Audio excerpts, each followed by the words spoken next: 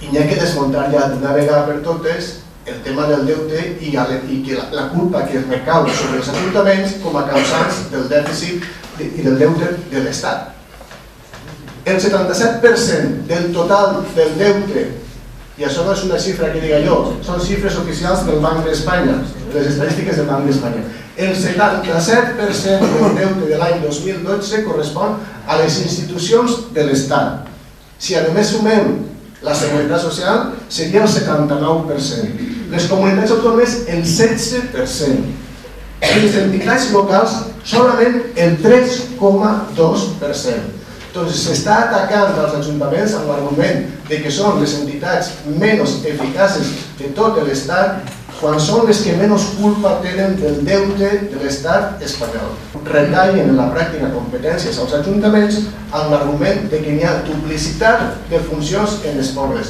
Algú tindria que dir ja d'una vegada per totes i reconèixer que si els ajuntaments estan prestant determinades funcions i determinats serveis és perquè les administracions competents, que són les comunitats autònomes i l'Estat, no les presten com toca i no paguen el finançament suficient, no aporten el finançament suficient als ajuntaments perquè es presten condicions. Per això, molts ajuntaments tenen dèficit pressupostari perquè han d'atendre uns serveis com són especialment els serveis socials, i si no hi ha diners i hi ha una necessitat, els ajuntaments han d'estar-hi com a administració responsables.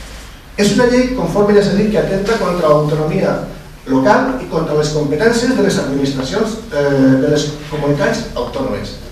És una llei que obre la porta a la privatització i o desaparició de determinats serveis. Per tant, molts serveis públics dels ajuntaments poden desaparèixer. I en el cas de Carcaixent ja hem demanat informes sobre què pot passar en l'escoleta infantil municipal.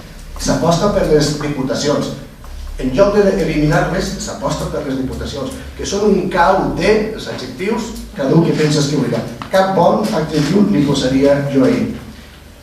És, a més, una involució democràtica. És un pas enrere. Se li lleva poder als polítics, i se dona poder als tècnics. Entonces els polítics per què estem així? En un sistema democràtic els tècnics tenen una funció i els polítics en tenen una altra. Estem tornant a una administració predemocràtica, a una administració del franquisme.